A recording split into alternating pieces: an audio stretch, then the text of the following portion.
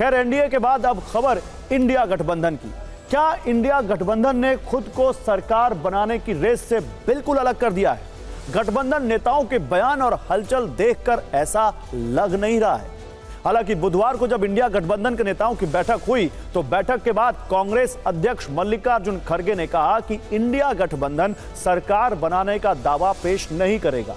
BJP सरकार के खिलाफ जन आकांक्षा को साकार करने के लिए सही समय पर उचित कदम उठाएंगे।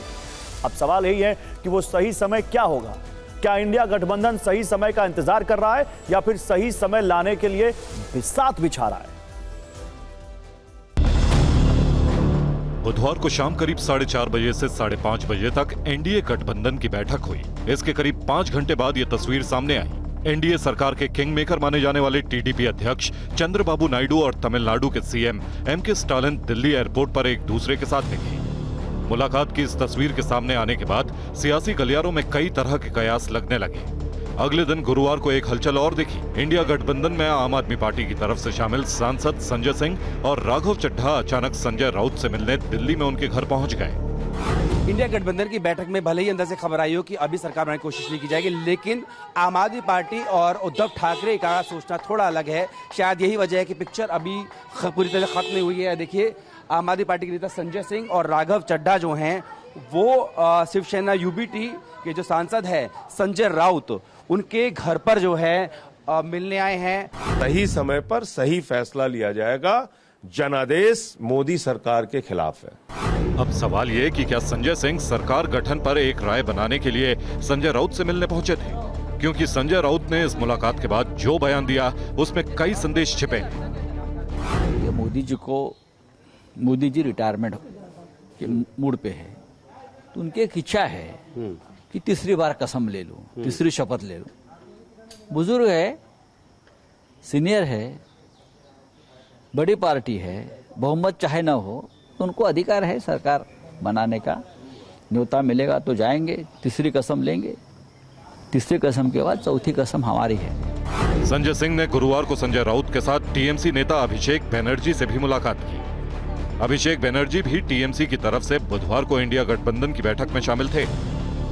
जिस वक्त खड़गे ने सरकार के लिए सही समय वाली बात कही थी, अभिषेक बनर्जी वहां मौजूद थे। अब सवाल उठ रहे हैं कि अचानक कुछ घंटों में ऐसा क्या हुआ कि गठबंधन में शामिल कुछ दल सरकार बनाने की बातें करने लगे, जबकि सबसे बड़ी पार्टी कांग्रेस सही समय के इंतजार में है। असल में इंडिया गठबंधन की रणनीति क्या है, इसे समझना बहुत जरूरी है। सीटों के लिहाज से एनडीए गठबंधन के पास पूर्ण बहुमत है। इंडिया गठबंधन के पास सरकार बनाने के लिए पर्याप्त संख्या नहीं है। जनता के बीच गलत संदेश न जाए, इसके लिए गठबंधन कोई जल्दबाजी नहीं दिखा रहा। हालांकि अटकलें लग रही हैं कि बैकडोर से बहुमत जुटाने की कोशिशें चल रही हैं। सूत्रों से खबर है कि महाराष्ट्र के सांगली से निर्दलीय जीतने वाले पूर्व कांग्रेस के नेता विशाल पाटिल को साथ लाने की तैयारी हो रही है। नतीजों के बाद से लगातार नीतीश नायडू से भी संपर्क की कोशिश हो रही है, क्योंकि 2019 में चंद्रबाबू नायडू मोदी सरकार को तानाशाह सरकार बताकर विपक्ष को एकजुट करने में लगे थे, तो वही बीते साल यही काम नीतीश कुमार ने इंडिया अलायंस में भूमिका निभाकर की थी।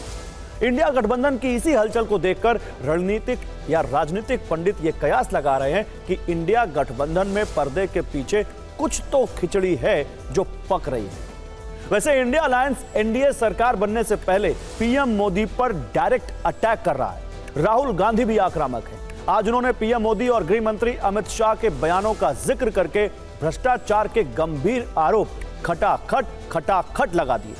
अब से कुछ देर पहले राहुल गांधी ने एक प्रेस कॉन्फ्रेंस की, जिसमें उन्होंने आरोप लगाया कि एग्जिट पोल के बाद कैसे शेयर बाजार चढ़ा और रिजल्ट के दिन कैसे गिरा। पीएम मोदी और अमित शाह के बयानों का इससे क्या कनेक्शन है, इसकी जेपीसी जांच होनी चाहिए, यह उन्होंने मांग की। बीजेपी की तरफ से उन्हें पीयूष गोयल ने जवाब दिया, कुछ तथ्य रखे और कहा कि राहुल गांधी ऐसी बातें हार की हताशा में बोल रहे हैं। आपको बता दें कि एग्जिट पोल के बाद निफ्टी 733 अंक और सेंसेक्स 2507 अंक चढ़ा था, जबकि 4 जून को रिजल्ट के दौरान मार्केट क्रैश कर गया। निफ्टी 1379 अंक और सेंसेक्स 4389 अंक गिरकर बंद हुए। राहुल गांधी ने आरोप लगाया कि शेयर बाजार के चढ़ने और गिरने से खुदरा निवेशकों को करीब 30 लाख करोड़ का नुकसान हुआ।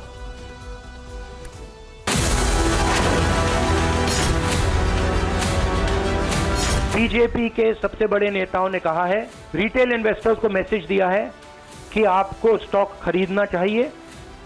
उनके पास इंफॉर्मेशन थी कि एग्जिट पोल्स गलत हैं, उनके पास इंफॉर्मेशन थी कि बीजेपी को फुल मेजॉरिटी नहीं मिलने वाली है, और वो जानते थे 3 जून को और 4 जून को क्या होने वाला है।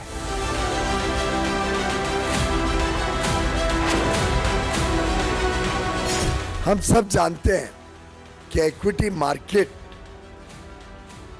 अलग अलग समय पे चुनाव आ रहे हैं, तो चुनाव के हिसाब से अलग अलग आंकड़े जब रिजर्व बैंक पेश करता है, अलग अलग विकास के आंकड़े जब आते हैं, उसके हिसाब से इक्विटी मार्केट में बदलाव होते रहता है। 30 लाख करोड़ रुपए का नुकसान हुआ है और हजारों लाखों करोड़ रुपए का चुने हुए लोगों को फायदा हुआ है। और हम इंक्वायरी चाहते हैं प्रधानमंत्री पर, होम मिनिस्टर पर, जिन्होंने एग्जिट पोल किया उन पर, और ये जो फॉरेन इन्वेस्टर्स हैं उन पर। अनाप शनाप आरोप लगाए। लोकसभा चुनाव में विपक्ष की हार की हताशा से अभी तक शायद राहुल गांधी जी उभरे नहीं है।